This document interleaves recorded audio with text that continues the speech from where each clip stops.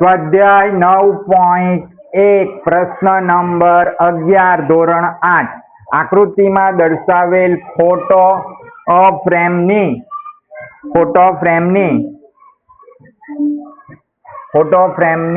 બહારની ધારનું માપ 28 સેમી અને 24 સેમી છે. આ બહારની ધાર છે ફોટો ફ્રેમની. અને અંદરની ધારનું માપ 20 સેમી અને 16 સેમી છે. તો હવે જો ફ્રેમના ચાર ટુકડા કયા? આ એક ટુકડો, આ બીજો ટુકડો, આ ત્રીજો ટુકડો અને આ ચોથો ટુકડો. આમ ચારે ચાર ટુકડાની જાડાઈ એટલે કે આ જાડાઈ કેવી છે? સરખી હોય, સમાન હોય તો પ્રત્યેક ટુકડાનું ક્ષેત્રફળ શોધવાનું છે. તો તમે જોઈ શકો છો કે અહીં આપણે આને પહેલો ટુકડો અને બીજો અને ત્રીજો અને આને ચોથો ટુકડો કહીએ તો પહેલો અને ત્રીજો ટુકડો કેવો થશે? સમાન થશે. એ જ રીતે બીજો અને ચોથો ટુકડો કેવો થશે? સમાન થશે. માટે અહીં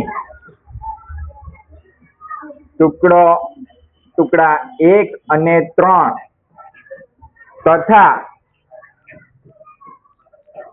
ટુકડા 2 અને 4 એકરૂપ, પાછા આના આકાર છે સમલંબ. કેવો આકાર છે દરેક ટુકડાનો? સમલંબ. એટલે એકરૂપ સમલંબ ચતુષ્કોણ છે.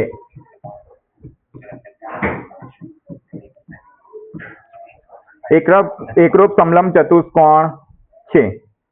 બરાબર. તો આપણે હવે ટુકડા 2 અને 4 માટે પ્રથમ શોધીશું. ટુકડા 2 અને 4 માટે સમલંબ ચતુષ્કોણનું ક્ષેત્રફળ શોધીશું. તો સમલંબ ચતુષ્કોણના ક્ષેત્રફળ માટે આપણને ઊંચાઈ જોઈએ, સમાંતર બાજુનું એક બાજુનું માપ ને બીજી બાજુનું માપ આપણને જોઈએ. તો આટલે તમે જોઈ શકો છો કે બીજા ટુકડાનું એ 20 સેમી છે. કેટલા છે? 20 સેમી છે. માટે એ બરાબર 20 સેમી. બી એ 28 સેમી છે. માટે બી બરાબર એ 28 સેમી. અને આપણને જાડાઈ એટલે કે ઊંચાઈ જોઈએ, ઊંચાઈ h જોઈએ. તો ઊંચાઈ એ તમે જોઈ શકો છો કે 28 માંથી આ 28 છે એમાંથી 20 બાદ કરીશું એટલે આપણને મળશે 8 સેમી. 28 ઓછા 20 બરાબર. એના બે ભાગ કરવા પડશે કેમ કે આ જાડાઈ એ બે ભાગમાં છે, આ 1 અને આ 2. એટલે બે ભાગ કરવા પડશે, ભાગ્યા 2. માટે 8/2 એટલે 4 સેમી. આપણને ઊંચાઈ મળશે 4 સેમી. બરાબર.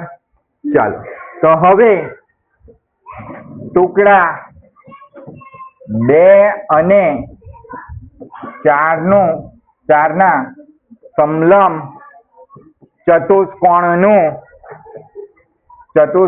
ક્ષેત્રફળ બરાબર 1/2 ગુણ્યા h ગુણ્યા a વત્તા b.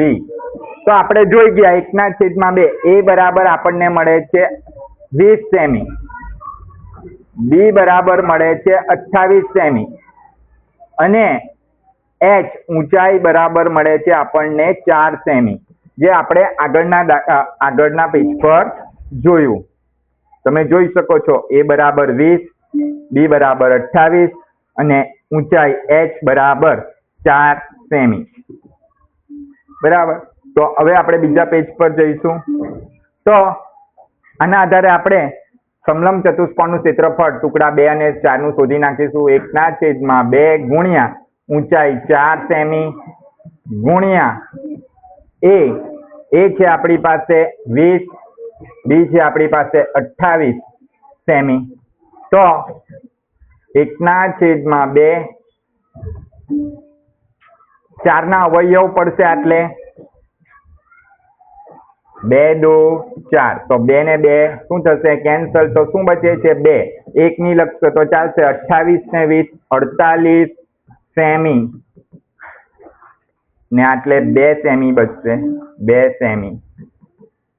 તો 48 દૂ 96 સેમીનો 2 ઘાત. તો આપણને ટુકડા 2 અને 4 નું ક્ષેત્રફળ મળી ગયું 96 સેમીનો 2 ઘાત. એ જ રીતે આપણે ટુકડા 1 અને ટુકડા 3 માટે શોધીશું. ટુકડા 1 અને ટુકડા 3 માટે સમલંબ ચતુષ્કોણનું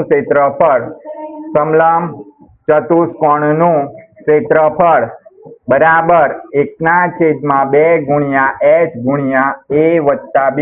તો આપણે આમાં a અને b શોધીશું પ્રથમ. તો તમે જોઈ શકશો તો એ આવશે આપણું ટુકડા 1 માટે 16 સેમી. આ શું આવશે 16 સેમી એ બરાબર. બી બરાબર 24 સેમી અને 24 માંથી 16 બાદ કરીશું તો આપણને 8 મળશે, જે આ બેની જાડાઈ કહેવાશે, ઊંચાઈ કહેવાશે. એ પણ 2 ભાગમાં વિભાજિત છે એટલે 24 ઓછા 16 બરાબર 8. ચાલો તો એ રીતે આપણે ઊંચાઈ શોધીશું. તો આપણને એટલે એ મળી ગયું 16 સેમી, બી મળી ગયું 24 સેમી અને ઊંચાઈ h બરાબર 24 ઓછા 16 ભાગ્યા 2 એટલે કે 8/2 માટે કેટલા મળે છે 4 સેમી. હવે આ બધી વસ્તુ આપણે મૂકી દઈશું સૂત્રમાં. 1/2 ગુણ્યા 4 સેમી ગુણ્યા 16 સેમી વત્તા 24 સેમી. તો 4 ના ભાગ પડશે 2 દુ 4. તો 2 કેન્સલ. તો શું બચે છે ફક્ત 2 સેમી. 1 ન લખ્યો તો ચાલે. ગુણ્યા 16 વત્તા 24 એટલે 40 સેમી. તો 40 સેમી એટલે 40 દુ 80 સેમીનો 2 ઘાત. એટલે ટુકડા 2, 1 અને 3 નું ક્ષેત્રફળ મળે છે આપણને 80 સેમીનો 2 ઘાત.